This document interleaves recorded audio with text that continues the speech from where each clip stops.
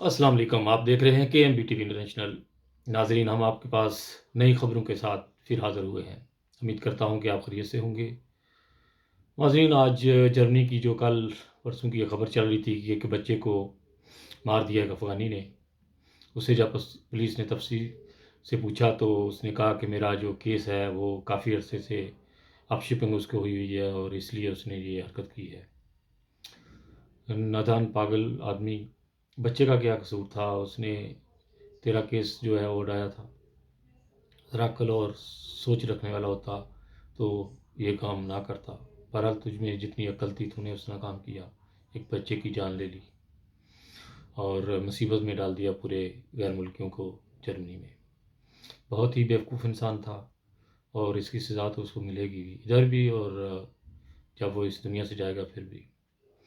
ناظرین، اس کے بعد خبر ہے کہ امریکہ کے پریزیڈنٹ ڈونلڈ ٹرمپ نے جب حلف اٹھایا تو اس نے وہاں پر اذان جو ہے وہ کہلائی، جو مسلم دعاؤں کے ساتھ اس نے یہ تصور کیا ہے کہ یہ واحد ایک دین ہے جو امن اور سلامتی کا دین ہے، اس کو فالو کرنا چاہیے، اس کو ایک آئیڈیل بنانا چاہیے اپنا زندگی میں، تو پھر انسان جو ہے وہ دنیا میں پرسکون زندگی گزار سکتا ہے۔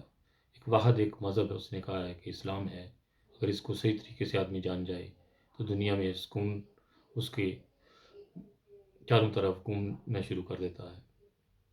اس لیے ناظرین، جب اتنی بڑی بڑی حکومتیں سب یہ سمجھتی ہیں کہ دین اسلام ہی وہ واحد مذہب ہے جو پرسکون مذہب ہے، لیکن ہمارے پاکستان کے لوگوں کو کیا ہو گیا ہے؟ وہ دن بدن ایک دوسرے کو مارنے کے پیچھے تلے ہوئے ہیں اور بہت ہی تکلیف دہ منظر ہے وہاں پہ۔ ابھی کل کی خبر ہے کہ پنجاب کی جو وزیر اعلیٰ ہیں ان سے کسی نے پوچھا کہ ڈسکا میں جماعت احمدیہ کی مسجد گرا دی گئی ہے، اس نے کہا مجھے تو پتہ نہیں اس بات کا۔ ایک صوبے کی جو ہے حفاظت کرنے والی ہو اور اس کو یہ پتہ نہیں ہو کہ صوبے میں کیا ہو رہا ہے، تو اس نے خاک صوبے کی حفاظت کرنی ہے۔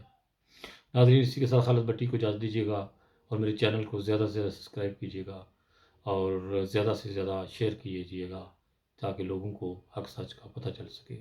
بہت سارے دعاؤں کے ساتھ انسانیت زندہ باد۔ اوکے جی، خدا حافظ۔